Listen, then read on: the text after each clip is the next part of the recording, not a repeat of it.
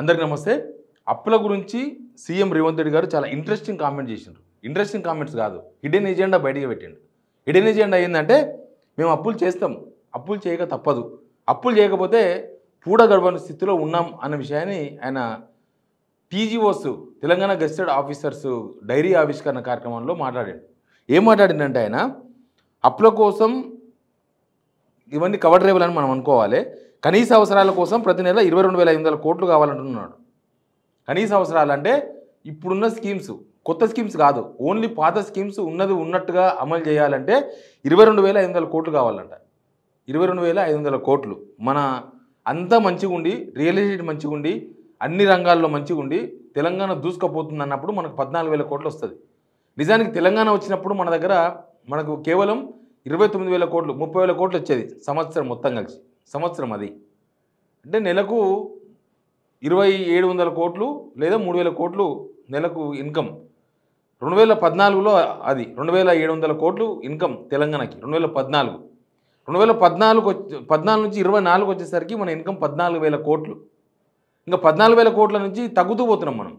14,000 కోట్లు పోయింది, 12,000 కోట్లు పోయింది, 11 పోయింది, 10 పోయింది, ఇప్పుడు 8,000 కోట్లు, 9,000 కోట్లు, 10,000 కోట్లు వస్తే అబ్బర కొడక 10,000 వచ్చినాయి, ఈసారి 10,000 కోట్లు వచ్చినాయి అనే పరిస్థితి గవర్నమెంట్లో ఉన్నది. కాబట్టి బహుశా ఆయన 22,500 కోట్లు కావాలంట కనీస అవసరాల కోసం. లోటు బడ్జెట్ ప్రతి నెల సగం కూడా ఇస్తలేదన్నమాట. 10,000 కోట్లు వచ్చినా కింద మీద పడి ఇంకో 12,500 కోట్లు కావాలి.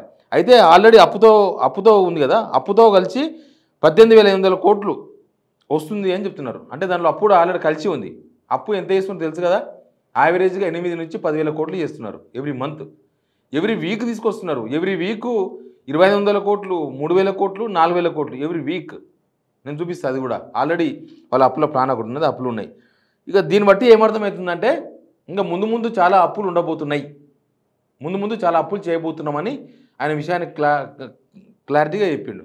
ఆ టీజీఓస్ వాళ్ళకి ఏం చెప్తారంటే డబ్బులు లేకపోయినా, టీజీఓస్ అంటే ప్రభుత్వ ఉద్యోగులు, గెస్టెడ్ ఆఫీసర్స్, మా దగ్గర డబ్బులు లేకపోయినా మీకు ఉద్యోగాలు ఇచ్చే మీకు జీతాలు ఇచ్చే ఏర్పాట్లు చేస్తున్నాం, ఎందుకంటే మీరు ప్రభుత్వం తరఫున పనిచేస్తున్నారు కాబట్టి మీకు జీతాలు ఇస్తున్నాం. అంటే జీతాలే ఇవ్వలేని స్టేజ్లో ఉన్నాం. మీరు టీఏలు డిఏలు అవి ఇవి ఏం అడగొద్దు. ఇంకా డిఏలు అడగొద్దు, ఏమవుతుంది, ప్రభుత్వ ఉద్యోగాలకు చెప్పాల్సింది అది, జనాలకు చెప్పాల్సింది జనాలకు చెప్పేసిండ్రు. ఇంకా ఇది ఇంతే. ఇప్పుడు ఉన్న స్కీమ్స్ కూడా రేపు అమలు చేయడం చాలా కష్టమవుతుంది, కష్టసాధ్యంగా ఉంది అన్న విషయాన్ని ఆయన చెప్తున్నాడు. 22,500 కోట్లు కావాలంట మొత్తం. పాత గవర్నమెంట్ చేసిన అప్పులకు ఇంట్రెస్టులు అది తప్పు. 6,000 కోట్లు కడుతున్నారు అన్నారు కదా, అది నేను వీళ్ళు చెప్తే ఇల్లే కానీ కాగ్ ఇచ్చిన రిపోర్ట్లో ఉంది. 2,200 కోట్ల నుంచి 25,000 కోట్ల వరకు కడుతున్నారు ఎవ్రీ మంత్. మొత్తం ఇయర్లీ కట్టేదే 25,000 కోట్లు వాళ్ళు. ఈ ఇయర్లీ సంవత్సరం కట్టేది 25,000 కోట్లు అప్పులకు ఇంట్రెస్ట్లు. పాత గవర్నమెంట్ చేసిన అప్పులు, దానికి ఇంట్రెస్టులు, అసలు అంతా ఈఎంఐస్ ఉంటాయి దానిలో. అది తప్పు. ఇప్పుడు ఏంది, అందుకే అప్పులు తప్పవా అని పెట్టిన అప్పులకు దారేది అంటే దానికి సార్ముఖమే కనిపిస్తుంది మనకి. ఇప్పుడు అప్పులు చూడండి, ఒకసారి దీన్ని చూడమా. జనవరి 7ల తెలంగాణ ఎంత తీసుకుంటుంది? 3,000 కోట్లు. జనవరి 7 3,000 కోట్లు. జనవరి 14 కూడా ఉంటుంది మనది, ప్రతి దానిలో ఉంటుంది. మనకి ఎప్పుడు ఆర్బీఐ వాళ్ళు వేలం వేస్తున్నామంటే చాలు, ఆ డేట్ నాడు మన గవర్నమెంట్ పోయి ముందే ఉంటుంది, అందరికన్నా ముందు. మనం ఇట్లా రేషన్ షాప్లో అక్కడ నిలబడతాం చూడు. ఇప్పుడు మన రైతన్నలు డిఏపీ కావాలంటే పోయి నిలబడుతుంది చూడు, తెల్లవారుదామనే సంచి పడుచుకొని పోయి ఆన్నే వండుకొని ఎప్పుడు తెస్తారా షాప్ అని ఉంటుంది చూడు. సేమ్ ఇప్పుడు గవర్నమెంట్ ఆర్బీఐ డోర్ల కాడ, ఆర్బీఐ తలుపుల కాడ ఎప్పుడు తెరుస్తారా, ఎప్పుడు వేలం వేస్తారా, గవర్నమెంట్ బాండ్స్ వేలం వేస్తారు అంటే గ్యారంటీ అవి అంతే. గవర్నమెంట్ బాండ్స్ వేలం వేసే డేట్ నాడు అందరికన్నా ముందు మన ప్రభుత్వమే ఉంటుంది, అందరికన్నా ముందు మనం పోయి ఉండాలి, లేకపోతే ఇబ్బంది అవుతుంది. తర్వాత జనవరి 21, మళ్ళీ జనవరి 21 నాడు ఎంత ఉంది? 2,500 కోట్లు. జనవరి 28 ఎంత ఉంది? 2,500 కోట్లు. ఫిబ్రవరి 4 నాడు ఎంత ఉంది? ఇది ఉంటుంది. ఫిబ్రవరి 4 ఎంత ఉంది? ఫిబ్రవరి 4లో 2,500 కోట్లు తీసుకొస్తారంట. మార్చి చూడండి, మార్చి 2025, మార్చిలో 4వ తారీఖు నాడు, మార్చి 4వ తారీఖు నాడు వచ్చి అమౌంట్ 3,000 కోట్లు. మార్చి 11 నాడు వచ్చి 2,500 కోట్లు. మార్చి 18 నాడు వచ్చి ఇంకా వాళ్ళు డేట్ ప్రకటిస్తే చాలు 2,000 కోట్లు. తర్వాత మార్చి 25 వచ్చి ఎంత ఉంది? తెలంగాణ 2,500 కోట్లు. 2,500 కోట్లు, 2,500 కోట్లు, 5,000 కోట్లు, 5,000 కోట్లు, 7,500 కోట్లు, 7,500 కోట్లు, 10,500 కోట్లు, మార్చిలో 10,500 కోట్లు, ఫిబ్రవరిలో 10,000 కోట్లు, జనవరిలో 10,500 కోట్లు. అదే అంటున్నాం, అప్పులు చేయబోతున్నాం, జనాలు మమ్మల్ని ఏమనుకున్నారు, ఇంకా మేము ఇంతే. నాకు అనిపిస్తుంది వీళ్ళ గవర్నమెంట్ రాగానే అసెంబ్లీలో శ్వేతపత్రం ప్రవేశపెట్టినారు అప్పుల మీద అని పెట్టి అంత చేసినారు ఇంత చేసినారు అని చెప్పేసుకున్నారు. అది చెప్పింది కూడా మేము ఇంకా అప్పులు చేయక తప్పదు. వీళ్ళకి తెలుసు రాష్ట్రం అప్పుల్లో ఉన్న సంగతి తెలుసు. అంటే రాష్ట్రం ఇన్కమ్ ఉండాలి, ప్లస్ ఖర్చు పెట్టాలి. కనీసం గత గవర్నమెంటు అవో ఇవో కట్టింది అప్పు తీసుకొచ్చి. వీళ్ళు అప్పు తీసుకొచ్చి ఏం చేస్తున్నారని అందరు అడుగుతున్నారు గవర్నమెంట్ని. అసలు ఒక ఒక ఒక ప్రశ్నకు సమాధానంగా బట్టి విక్రమార్క చెప్పింది అందరికి గుర్తుంటుంది మీకు. మాకు తెలుసు సంపద ఎట్లా సృష్టించాలో మాకు తెలుసు.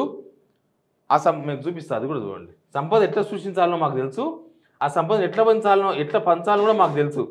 సంపద సృష్టించడం తెలుసు, సంపద పంచడం తెలుసు అని చెప్పిండు. రాష్ట్రమంతా అప్పుల పాలైంది, మీరు ఇచ్చిన స్కీమ్స్ ఎట్లా అమలు చేస్తారని చెప్తే బట్టి విక్రమార్క ఏం చెప్పిండు ఏంటంటే అసలు గవర్నమెంట్ వచ్చిన కొత్తలో మాట్లాడండు, టీవీ9 కంక్లేవ్లో మాట్లాడారు. ఈ యువత కోసం మీరు ఇన్ని హామీలు ఇచ్చారు, చివరికి వారి మీదే భారం పడుతుంది కదా, మీరు దీన్ని ఎలా సాల్వ్ చేద్దాం అనుకుంటున్నారు? ముందు ప్రజలకు మేలు చేయాలనేటువంటి సంకల్పం చాలా ముఖ్యమైనది. రెండు ఆదాయాలను సమకూర్చుకోవటంలో అపారమైనటువంటి అనుభవం ఉన్నటువంటి కాంగ్రెస్ పార్టీకి ఇది పెద్ద సమస్య కాదు. ఈరోజు రాష్ట్రంలో తీసుకొచ్చినటువంటి 5 లక్షల కోట్ల అప్పుల్లో ఈ కాళేశ్వరం మీద ఖర్చు పెట్టినటువంటి 80 ఇంటర్నేషనల్ స్కూల్ కూడా పెడతారు. ఇవన్నీ కూడా మానవ వనరుల్ని అభివృద్ధి చేసుకొని వాళ్ళ ద్వారా ఈ రాష్ట్ర జిఎస్డిపికి పెద్ద ఎత్తున ఇదంతా ఇప్పుడు ఏమనిపిస్తుంది, ఇదంతా ఇంత సొల్లు చెప్పిన అనిపిస్తుంది కదా. సొల్లే అది. అపార అనుభవం ఉంది, ఇన్కమ్ సృష్టిస్తాం, అందరికి పంచుతామని చెప్పిండ్రు. ఇప్పుడేమో మేము అప్పు తీసుకొచ్చి స్కీమ్లు ఇయ్యనికే దానికి రేవంత్ రెడ్డి ఎందుకు, బట్టి విక్రమార్క ఎందుకు, మిగతా మంత్రులంతా ఎందుకు, ఒక గవర్నమెంట్ ఎందుకు, ఏం అవసరం లేదు. ఏమాత్రం అనుభవం లేని వాళ్ళు, ఏమాత్రం జీరో నాలెడ్జ్, చదువుకు రానోళ్ళు ఉంటే ఆఫీసరే అప్పు తీసుకొస్తాడు, స్కీమ్స్ ఉన్నాయి అవి అమలు చేస్తాడు, అయిపోతుంది. ఇంకా దానికి ఏముంది. ఇప్పటిదాకా ఒకటి పలానది సంపద సృష్టించే ప్రాజెక్ట్ ఒకటి స్టార్ట్ చేసినాం, శంకుస్థాపన చేసినాం, ఈ సంవత్సరం అయిపోతుంది, ఈ సంవత్సరం అయిపోయినాక ఇన్కమ్ వస్తుంది అని చెప్పడానికి ఉందా వీళ్ళకి ఏమన్నా? ఉన్న ఇన్కమే నాశనం అయిపోయింది. ఉన్న రియల్ ఎస్టేట్ ఇన్కమ్ అయిపోయి ఎవరి జేబులో పైసలు లేకుండా. ఇక ఇప్పుడు రేవంత్ రెడ్డి గారు చెప్పిందని మనం మంచిగా అర్థం చేసుకోవాలి. ఇవన్నీ చూసిన తర్వాత ఆయన ఇంకా అప్పే తెస్తాడు. నేను ఒకటి లెక్క చెప్దాం అనుకుంటున్నాను మీకు. ఈయన చెప్పిన లెక్క, ఈయన అప్పు ఎట్లుంటుంది అంటే, ఇప్పుడు ఈ సంవత్సరం 1,37,000 కోట్ల అప్పు, ఇప్పటికి 1,37,000 కోట్ల అప్పు. సంవత్సరం కూడా కాలేదు. ఈ సంవత్సరం అయిపోయే వరకు మొత్తం ఇంకొక 30,000 కోట్లు చేస్తారంట. అంటే 1,67,000 కోట్లు అవుతుంది. ఇంటూ 5 సంవత్సరాలు ఎక్కేయండి. ఏం స్కీమ్ ఇవ్వకుండానే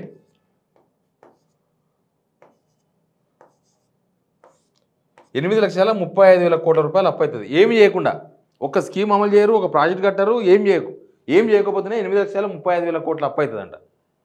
ఇక రేవంత్ రెడ్డి చెప్పింది కూడా అదే, మేము అప్పే చేస్తాం, మాకు అప్పులు చేస్తే తప్ప కనీసం మీకు జీతాలు ఇవ్వలేమని వాళ్ళకి చెప్పిండ్రు. అప్పులు చేస్తే తప్ప కనీసం ఇప్పుడు వస్తున్న స్కీమ్స్, అరకొర స్కీమ్స్ ఉన్నాయి కదా, 2,000 రూపాయలు, అది ఇది పెన్షన్లు అవి కనీసం ఆయంతరాన్ని ఇవ్వలేమని ఆయన చెప్తున్నాడు. అప్పులు చేయక తప్పదన్న విషయం అందరం అర్థం చేసుకోవాలనేది ఆయన ఉద్దేశం. ఇది మా చాద కాదని చెప్పుకోకుండా అప్పులు చేస్తే తప్ప వెళ్ళదు, రాష్ట్రం దివాలా తీసిందని చెప్తున్నారు వాళ్ళు. Please subscribe signal TV.